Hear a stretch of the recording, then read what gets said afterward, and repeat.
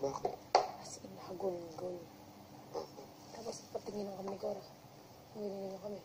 Wala din namin tinanong. Tapos umihilik na kasi si Maymay. Tapos tumigil-hilik si Maymay. Umiyak ko si Jesus. Kitingin kami ni Maymay. Gumagano'n kami. Tapos, bukas. Gumanon ako.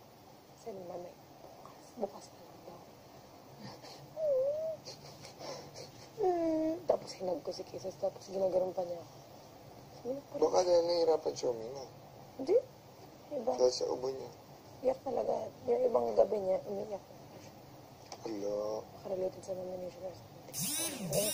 Parang concerning naman na yan pag ganyan. Ano nangyari? Tapos ako, isip ko ng time na yun, umiyak rin kasi ako sa gabi minsan. Pero pabebe lang, like, kunyari, feel ko lang umiyak. Pero okay lang ako, kasi gusto ko lang yung time na yun para for myself. Pero, siya, ewan ko kung kailangan niya. Kaya binigay ko yung time na yun for her, so umiyak ako, okay lang. Baka kailangan niya ng tulong ni Dr. Randy dyan sa kanila. Ano ba yan mo? Nagdadaanan. Mga bagets na to. Nung nag-iiyakan ba sila ni Maymay? Sila sa kanilang may mas problema kaya naman. Hindi ko nga alam kung sino may problema sa kanya, si Maymay. Parang si Maymay. Si Jesus. Parang alam ko si Maymay.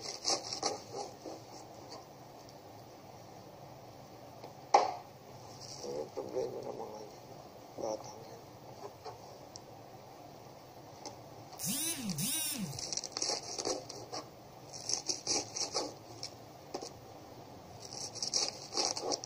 Bakit kaya? Ano kaya yan? Nakaka-alarm na rin yan. Kasi kung iiyak ka ng ganun, kagabi, may malalim na dahilan yan. Yeah.